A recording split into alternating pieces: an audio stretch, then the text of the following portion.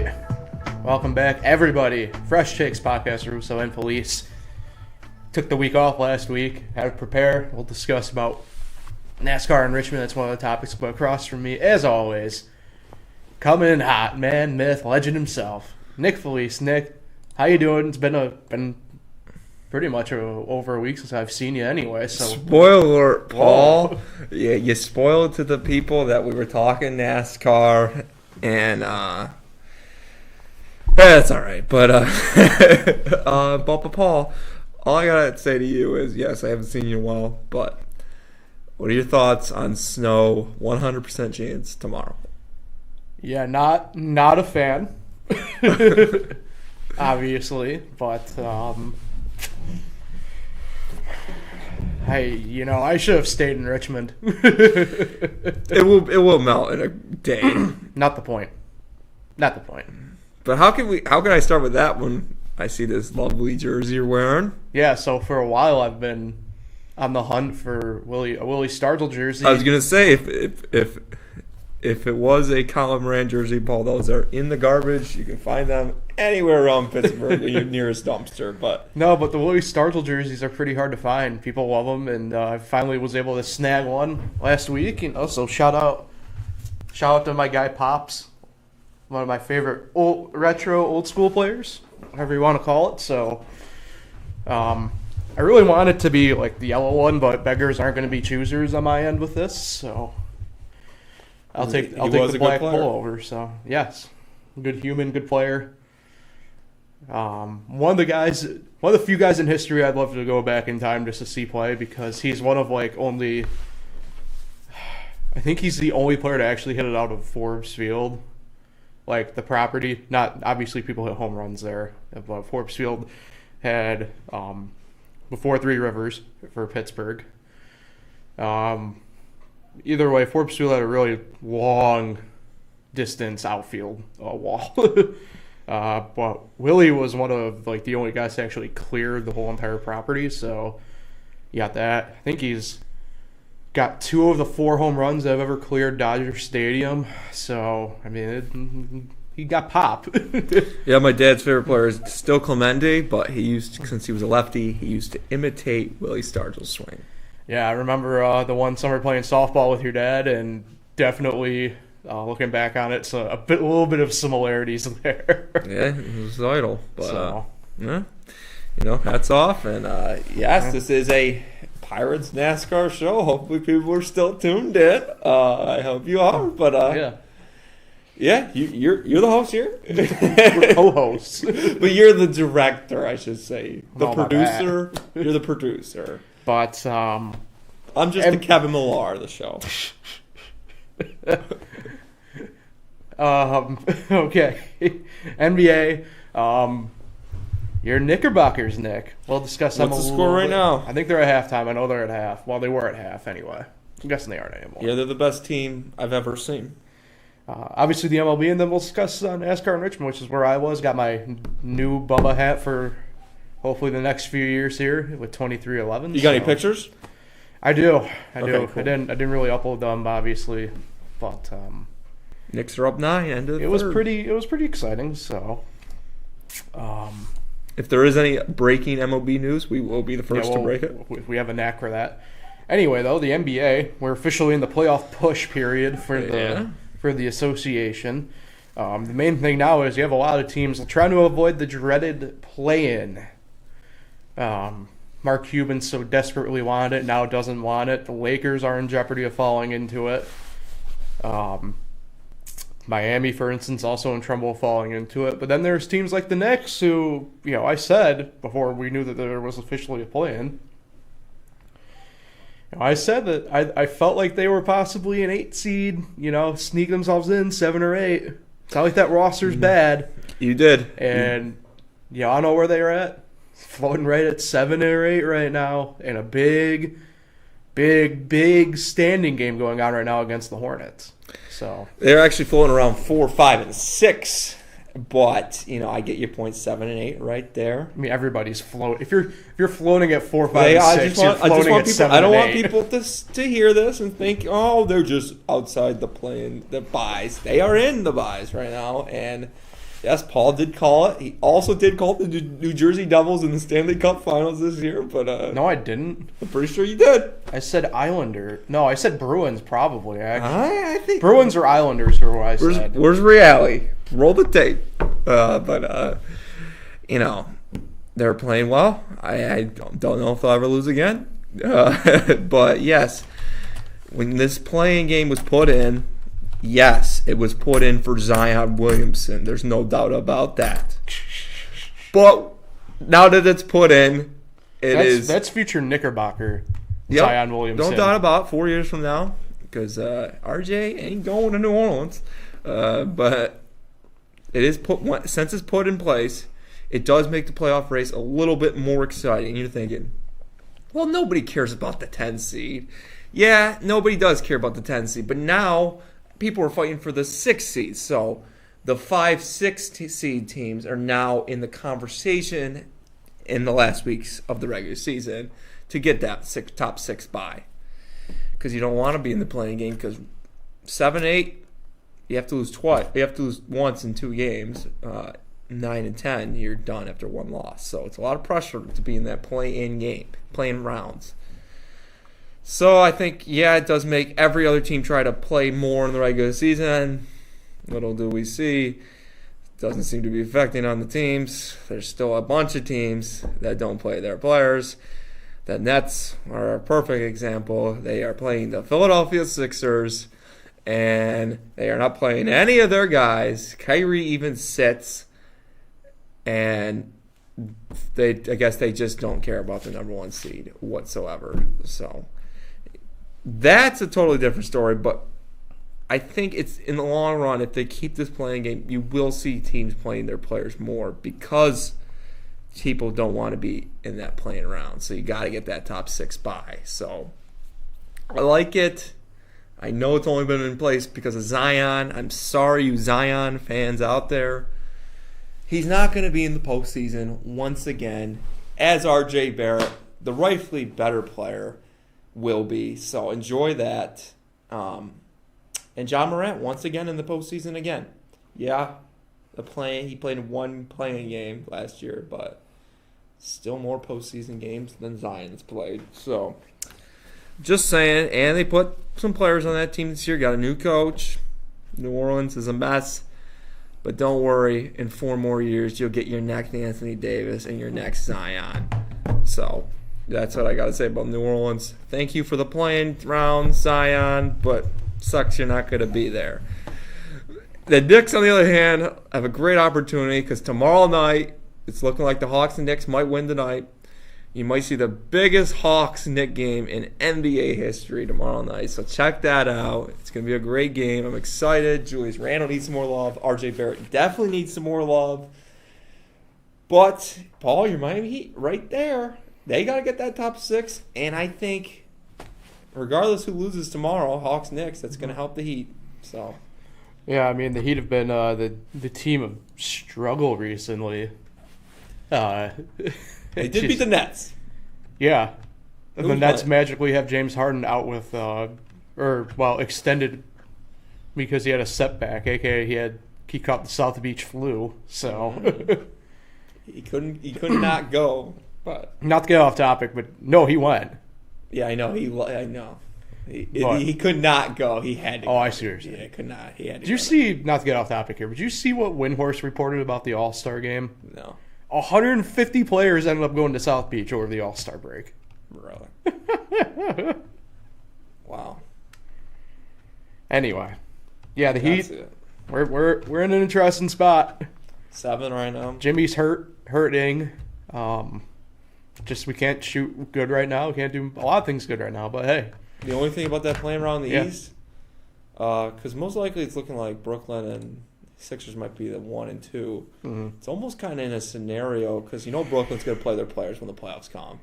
It's almost in a weird scenario if you are like the Knicks or the Heat, and you have to play as the 7 or 8. It's almost like you want to lose that first game and then win. I know it's risky, but lose that first one, because you would end up playing the Nets in the first round and lose it, and then with the next one you have to play the Sixers. Regardless, you're going to have to play a decent team.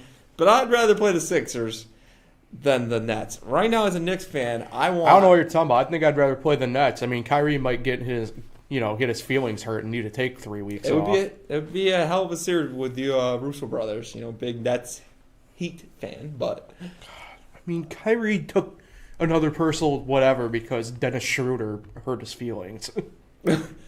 But regardless of what's going on there, as a Knicks fan, I'm just focused on the Knicks. Mm-hmm. I want the 4-5. Don't care. I mean, I do care if we get the 4 because then you get home court in that first round. Don't really care who we're going to play. Probably the Celtics or the Heat. I still don't think the Hawks are going to be there. And I want to be on the side of the Sixers. I want the Nets and the Bucks on the other side. We'll meet you in the Eastern Conference Finals. I'm thinking high, but hey, we're about to win our 7th in a row if we can pull out this win over the Hornets tonight. So, good times. In New York, Thibodeau might win Coach of the Year without winning Coach of the Month. We'll see what happens. He probably might win Coach of the Month this year because they've gone on a big winning streak. So, watch out for that. April, Coaches of the Month. The other probably biggest piece of news to occur, though, over the past couple of weeks in the NBA, Dwayne Wade buying a stake in the Utah Jazz. Surprise? Well, I mean, yes and no. So I remember the part, I mean, people were surprised at the time. Well, when it came out over the weekend. He said no to the Heat ownership stake opportunity. I'm like, well, yeah. I mean, that happened during his retirement tour year. That it happened. Like, of course, as a player, you're going to, at the time, say no. That being said, the Utah thing provides a pretty interesting opportunity. It's a team that allegedly may be going on the market anyway.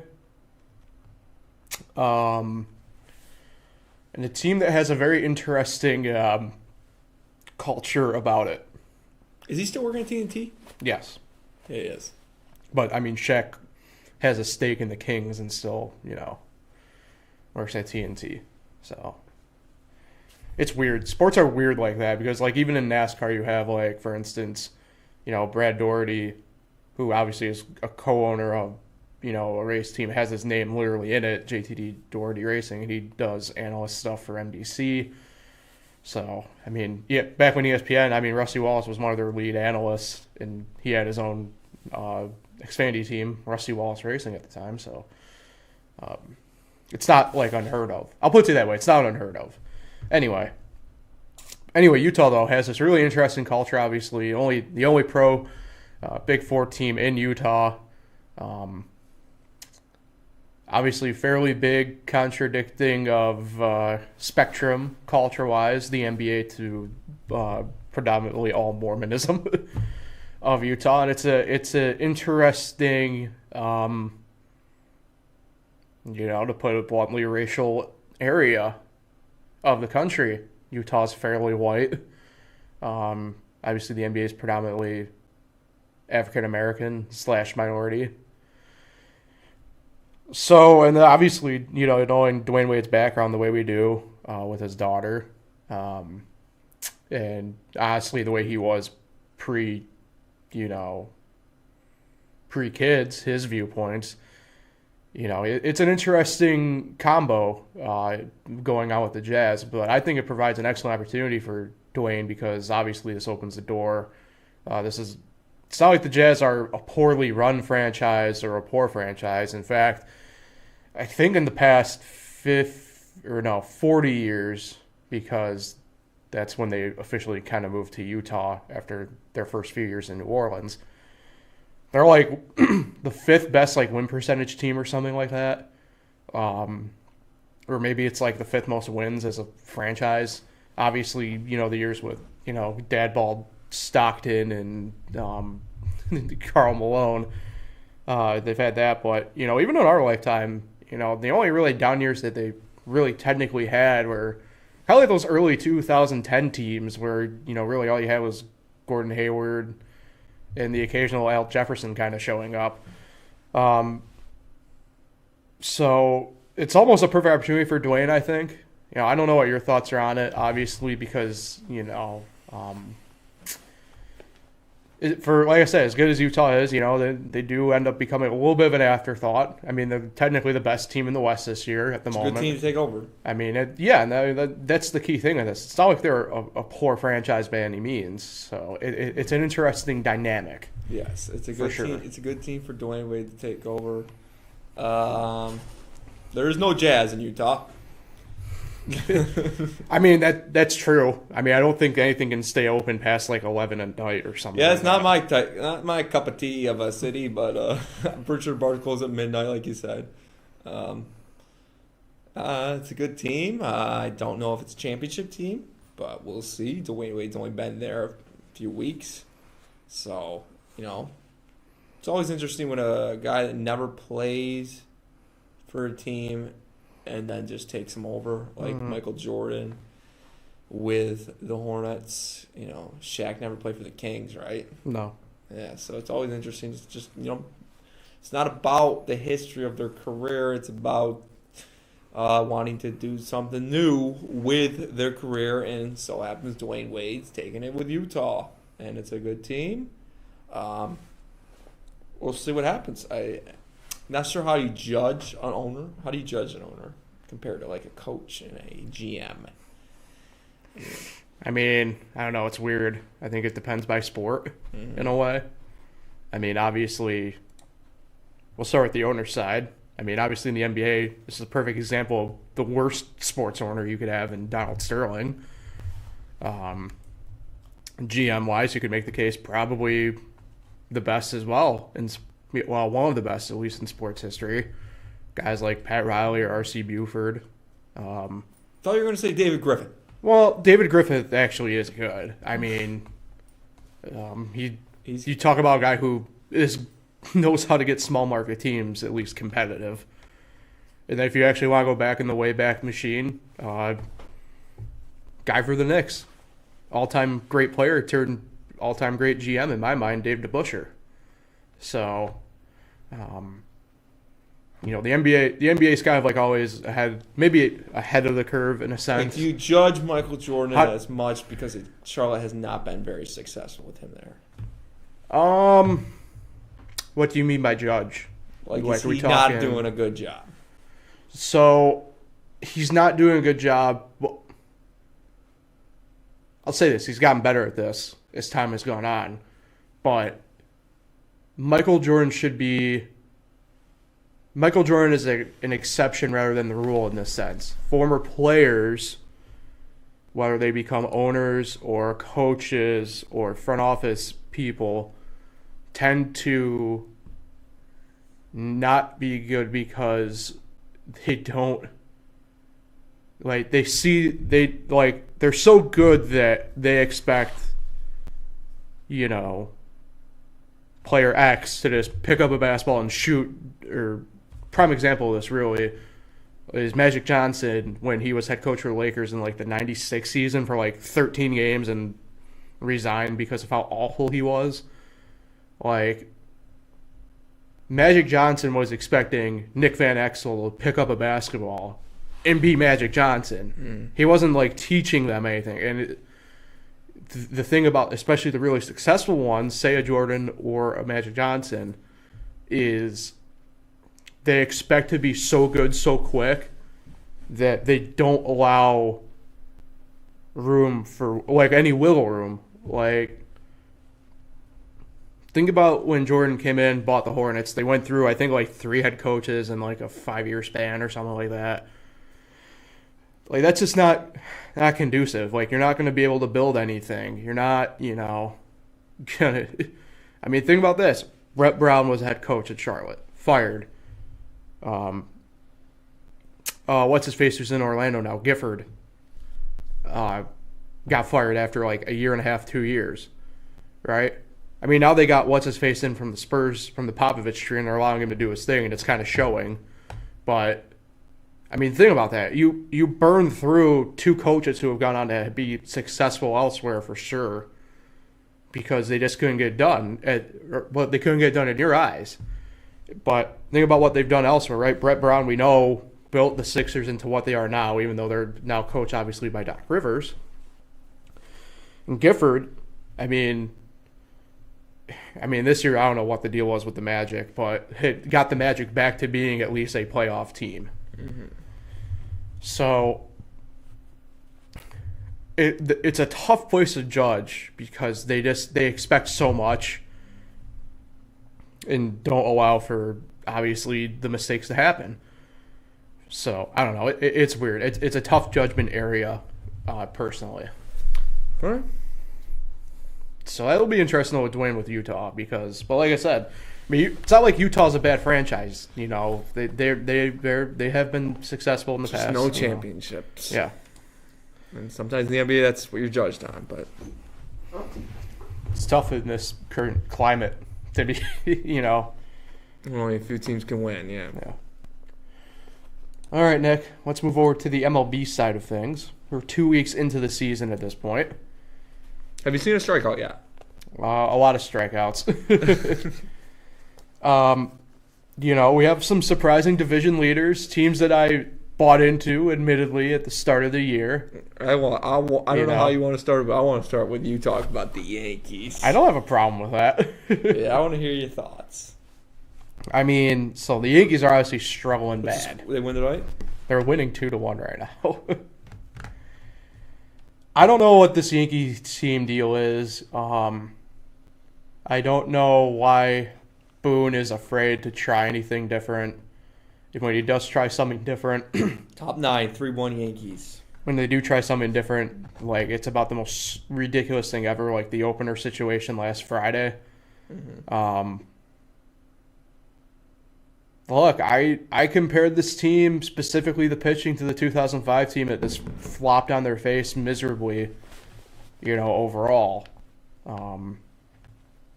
And, you know, obviously it's early on. The 05 team didn't get off to this bad of a start. But, I mean, I think they lost in the ALDS to the Angels that year. And, like, they just had they should have, in all honesty, should have smoked the end. And they just didn't. The pitching didn't show. Offense didn't show. And that's what's happening right now. I mean, both are struggling so bad that they can't help each other.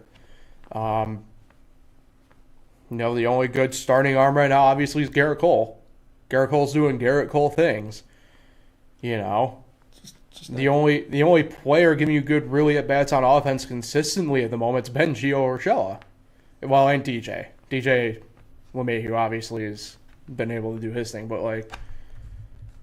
And, like, this is the thing. Like, I was listening to a podcast coming back up from Richmond yesterday. And if you can single out a guy like Gary last year and bench him last year, you can do that with some of the guys here just to try and get a spark going. I said this from the jump. Glaber's not the answer at shortstop. He's a second baseman at this point. He's having too many just mental errors to turn into actual fielding errors at shortstop. And offensively, he's bad right now. He's not getting good at bats, not getting good swings, not getting good contact on the ball. You know, and it's showing. I mean, I don't know what else really about this team you can kind of do, but you need to shake up. You need to shake up the batting order, other than having Brett Garner be your 3-hitter for some damn reason. I mean, I don't know. They're not going to be able to compete at the AL East if they keep this up.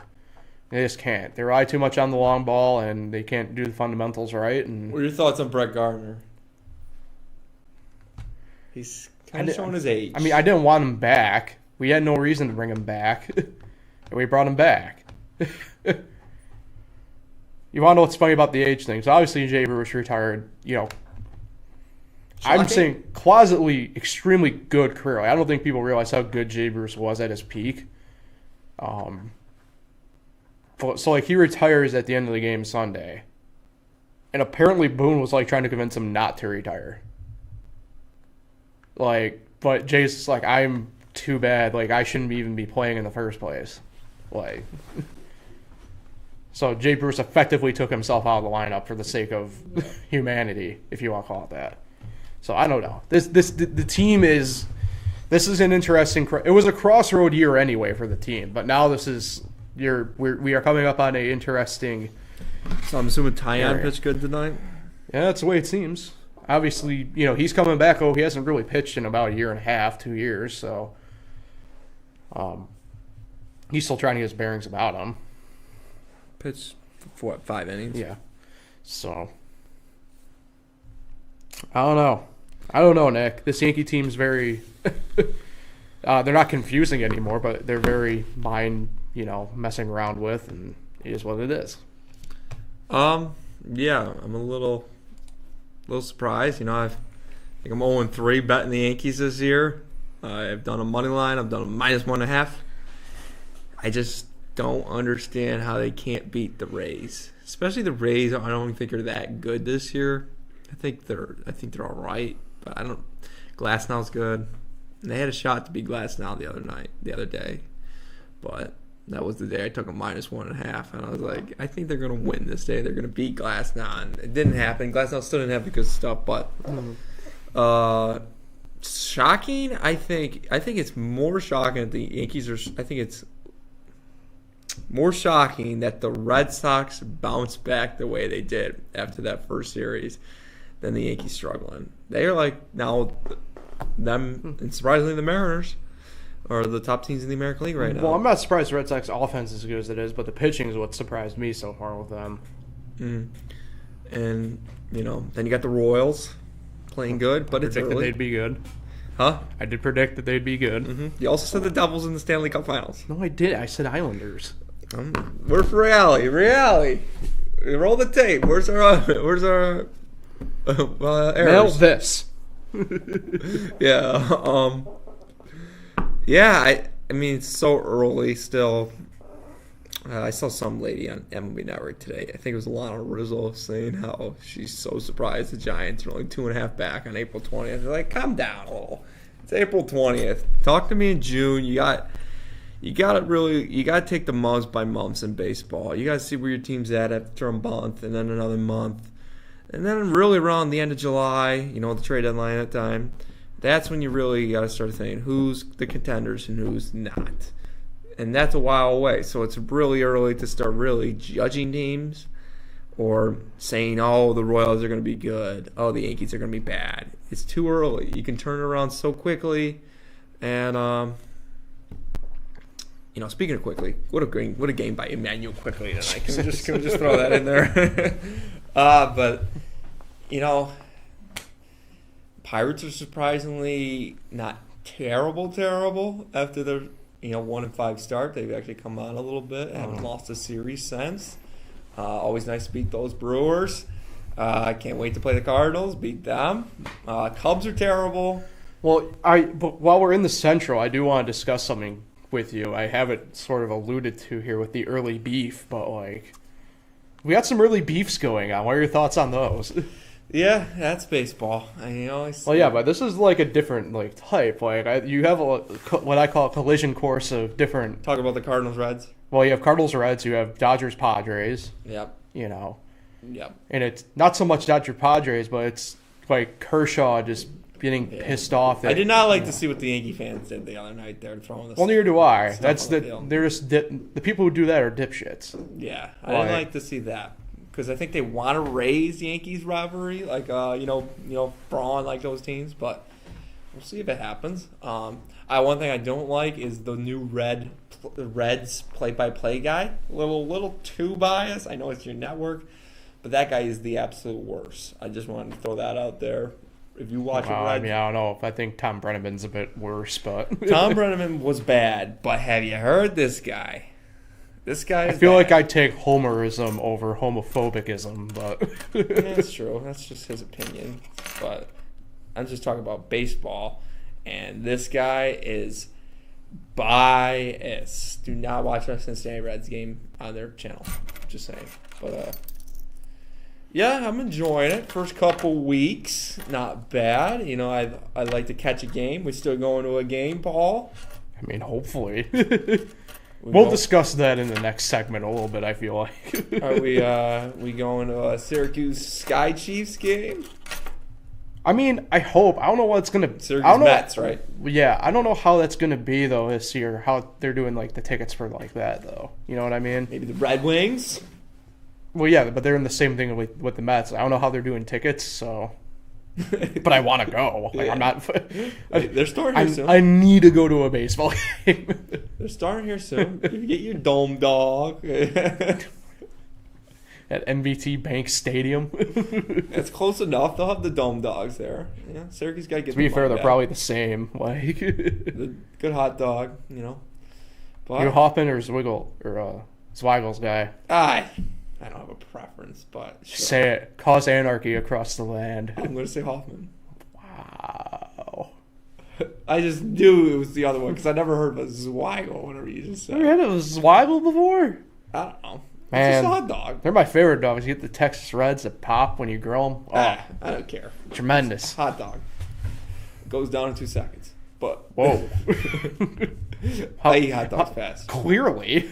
I eat hot dogs fast. One special talent, before we get off topic here, one special talent I do have. I'm giving you the solo camera on this one. I definitely could pursue professional eating. I wouldn't be Joey Chestnut. I'm not saying I'm that good. But I am one of the fastest eaters you'll ever see. I don't know if you've ever seen me, Paul. I have. You tend to eat super quick. Yeah, I feel like I do have a talent that I do not pursue. I am officially retired from the professional eating game. Never got into it, but you're retiring from it right now. Yeah, I am a 2-time Buffalo Wild Wings, Blazing Wings champion. I was with you the one time. Yeah. You know what? One of these times I'll do a eating contest, like official, not just a Blaze. I want to go against somebody because I feel like I would do pretty well. If it was one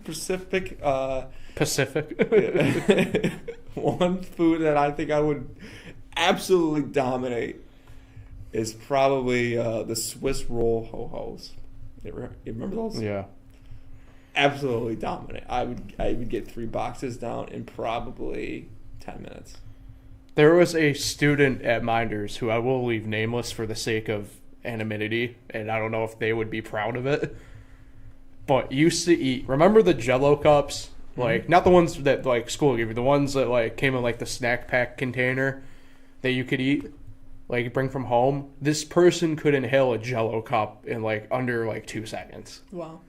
Like, it was, like, mesmerizing watching this individual do that. That is impressive stuff. I had a Hostess cupcake in, like, 7 seconds one time, but that's my claim to fame. That's good, man. I'm proud of you as a professional eater. But hot dogs, I could definitely do hot dogs. I could do hot dogs. I've never done it, but if we do the 10-minute challenge there of the hot dog eating contest they do on 4th of July, I bet you I could get... You're going to have to retrain your 10-minute challenge body there. I bet you I could get 17 in 10 minutes. 17. With the buns. I have to be the hungriest I'll ever be. I have to be like, I haven't eaten over a day. I'd have to be starving. I think I get 17 down in. I don't know. They say that like they'll like starve themselves a little. Not starve themselves, but like they'll like eat. Yeah. For sure, they're the best. I'm just an amateur. Clearly. But 17. How many do you think you could get in 10 minutes? I don't know. Probably 5 or 6. 17. You know what? 4th of July is coming up. We're gonna do it. We're gonna go live from there. That will be our episode. When is it? July 4th is a Monday or a Sunday this year. Okay, special Sunday edition of the Fresh Takes podcast. I don't even remember what I was talking about. What are we on? Baseball? Yeah. But why would I talk about that? Reality. Roll baseball, the tapes hot back. dogs, apple pie, and Chevrolet. Well, that's really all I have for baseball, Paul. I mean... That's fair enough. You want us to move on to the final topic then? Yeah, I want to see these picks. I definitely do. Picks? What are you talking about? So you have pictures. I don't have pictures. Oh, I thought you had pictures. Well, I have pictures on my phone, but I don't have them up. Okay, hop on your Facebook real quick? I'll talk to them. They're not on my Facebook either. What's going on? Did you not go? If you did not post it on social media, did you not go? The only thing I posted from the weekend is Waffle House from yesterday. Unbelievable. My bad. You know what? Next show, you show them anyway. Real quick. Okay, deal. Anyway, first time back at the track since August of 2019. Part of me never thought I'd make it back. Being honest. Oh, come on. You always there was that little that little unknown part of you at like the start of all this. of the pandemic where you're just like, damn, like we're not gonna be able to go anywhere anymore. You know what I mean? Like, but I made it. Extremely lucky that Nick Tabar and Maggie were able to come down from Cleveland. Those are Paul's friends. Yes. College friend, and she's not your college friend, right? She is just. I mean, I call her a friend. Did she go to your college? Yeah. Okay, so your college friend. She went to Gannon. That's how her and Nick met. I didn't know. Thought it was just a hometown girl. She's from like outside of Pittsburgh. He's from outside of Cleveland. I didn't know the backstory. Paul, continue. But they will come down for the Cup race on Sunday. They enjoyed it, I think. But yeah, first time seeing the Truck Series in person since 2004. Trucks? The trucks, the tough trucks. They were there? Yeah. They were the satellite race on Saturday. You said there was no minor league. Xfinity. Well, yeah, that's because you forget about the trucks all the time, Nick. So the trucks... Nick, I don't want to start But fighting your other here. Richmond trips, the trucks weren't there? The trucks were there this trip. But your other Richmond trips, they weren't. No, this is the first time they've raced at Richmond in like 15 years. So it was the Xfinity that was there? The other times, yeah. Yeah. What was the Xfinity this week? Where were they? Off. Oh, they're too busy, huh? Doing other things. Anyway, how was the trucks? Nick, if I don't. Trucks were fun. Were they riding people's asses? Because I hate that. Jeez. Trucks sometimes on the road just get Hold off. on. Pause your rant. There you go. Just get off the back. You have the open floor. Just get off the back of me. If you ever go out to, Obed, there's always that truck that's right on your ass as a driver. Freaking 318 out by Lago are the worst with that too, by the way. That's it. That's all I got to say. It's not a huge rant. It's just sometimes, trucks, watch out for them on the road. They always got the stupid lift kits on them. Like, we get it. Yep. Anyway. No, the trucks were great. Had some controversy in the truck race because you had back markers just going at each other. But it was good. And then Sunday was good as well. Didn't know what to expect. But I'm here to tell you, people, once you feel comfortable going back to sporting events, if you have the opportunity to go. You've been to a football game, NASCAR, nothing different with you. Well, yes and no. Leg room. A lot of leg room.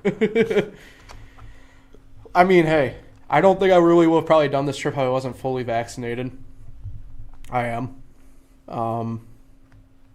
But I have to give a lot of credit to Richmond Raceway and not only their staff, but also volunteers. I don't think many people realize how much a lot of really any sporting event leans on volunteers, whether it's in the concession stands or anything like that. They did a really superb job with reminding people about masks, just trying to do everything that they could. Big ups to Richmond Raceway and NASCAR because they did about as good as a job as you can do, in my mind, with this deal. It was really cool having the souvenir trailers, a few of them back. There was a couple of displays. Chevrolet, Toyota had a display. The Oscar Mayer Wienermobile was there. Really? So it was really cool. It was cool having some displays there. Obviously, they have their own protocols and everything like that too, and they were really great about that too. Big shout out to the guy who gave me a shout out. So obviously, if it's like the Xfinity, formerly a Nationwide, formerly Busch Series, I'll wear my Gould's Pump Mike McLaughlin hat. Shout out Waterloo native, local, right? Well, I wore it for the truck race, even though Xfinity wasn't there, and I did get one shout out on it again. The streak continues at Richmond for when I've gone down there with it to 3 with it. And then also a cool shout out. I told Nick this, obviously, in our friend group chat that we have, but shout out to Bill McAnally Racing. Your pit crew / road crew guys are incredibly chill. It was awesome talking to them for a few minutes in the hotel lobby where we both actually stayed at. And Well, hold on. the Best Western Plus Airport, Richmond Airport. Look at this guy got money. Yeah, it was like $75 a night. So I wouldn't say I have money. This guy's staying at the Best Western Plus. It wasn't like plus like in the normal sense of Best Western Plus, but I'll take it. It wasn't the worst place I've stayed at. It wasn't the best, but it wasn't like I was in the room all that much. So shout out to the BMR guys. They're really chill, and hopefully if we ever cross paths again, I will buy you all a round of, except for I think 2 of them, some Voodoo Ranger, and the other 2 some Coors Lights, who I'll have a Coors Light with because I'm not an IPA guy. Damn, you gotta be an IPA guy. We've gone over this. IPAs suck. Wow. If I wanted to drink liquefied poop, I drink liquefied poop. I am not happy. Anyway, back to NASCAR. Cup race on Sunday, really great, really exciting finish. Kevin Harvick pretty much actually blew a start to drive by the old Cookie Factory lofts. That's where Andrew lived when he occasionally watches. Every once in a while you hear him watching. That's when he lived in Richmond. He lived there. I drove by. Still nice in all its glory. Richmond's popping. It's a nice little growing city there. So that's in Virginia? Yes. How far to North Carolina are you? Well, I guess it depends where you're exactly going, but Asheboro? Asheboro? Which is? Asheboro's probably... That's where my sister lives. Well, if I'm thinking where Asheboro is actually right, probably... It's near, where's North Carolina, the university? Yeah, that's in Chapel Hill. It's in the Durham-Raleigh area. It's near there. Yeah, so probably a couple hours, give or take. You can stop, say hi? I mean, I probably should have. My bad. No, I'm just kidding. But can't wait to go back down again. I think next year, probably take a couple extra days personally and go when I go down. Because I want to go to a couple of Civil War sites. I want to go to Manassas, which is up in Northern Virginia. Almost stopped at Harper's Ferry on the way down. If it wasn't kind of spitting rain, I think I would have at the time. I'm saying places that Nick has no idea where they are or what they are. I only have one question of a stop. Did you stop at Sheetz? Multiple times. That's all I love me some Sheetz. Oh, I have an updated chicken ranking too, by the way, which I told you. But I'm here to tell you people. I'm not telling you where to eat, how you should eat. But Bojangles is still number 1. But it's not by much. Because I had Zaxby's for the first time. Yeah. Zaxby's. Come on. Zaxby's is number 2 over Chick-fil-A now. Wow. It is tremendous. What is it? Chicken burger? The Zaxby chicken. I just said chicken. No. It's the chicken ring. Bojangles doesn't have a burger. Chick-fil-A doesn't have a burger. I thought this was fast food rankings. Nick, the Zaxby sauce is A1. The chicken's good. In all honesty, I've never had really a better coleslaw than I did at Zaxby's. It's really wild. But more importantly, their sweet tea is actually better than Bojangles. Bojangles has the best sweet tea I ever had up until Friday night. Zaxby's. Never heard of it. So good. Have you heard of it before then? Yes. Because they were a sponsor in NASCAR for a number of years. But where is it? In the South. Pretty much. I think they're creeping north, though. A lot of them are creeping north. Like, there's a Bojangles in Reading, Pennsylvania now. Did you stop? So, at Bo's? Yeah. Yes, I did on the way down. Stopped at the Bojangles in Winchester, Virginia. Had myself a Cajun filet biscuit sandwich, some Cajun fries, and a sweet tea. Now, where's Popeyes rank? Probably like 5th or 6th. Behind KFC. Yeah, KFC's up there. Yeah. Actually, either way, top 3. Chick-fil-A 3rd, Zaxby's 2, Bojangles 1. And then I had Waffle House a couple times because I had to, So what's your favorite NASCAR place to go? Well, personally for me, it's still Watkins Glen. Okay. I mean, there's nothing quite like your home track. I still get that really cool like adrenaline feeling coming over one of the last hills on County Route 16 and seeing the grandstands for the first time at Watkins Glen. Like there's just something about it every time that gets me. Now Richmond's cool too. Like Richmond, I've been lucky. It doesn't seem like a lot, but I've been to 4 tracks. I've been to Watkins, been to Richmond, been to Dover, but I've been to Daytona a number of times when I was a kid. So Daytona's back up there on places I need to go to again. Gotta get to Vegas. Yeah, well, I mean, ultimately, I want to go to at least every track at least once. I mean, that's... What about ballparks? Where? MLB ballparks. No, they're same, yeah. What about golf courses? Oh, I mean, Augusta, obviously, for obvious reasons, but... That would be cool. I've always kind of wanted to go to Sawgrass, though.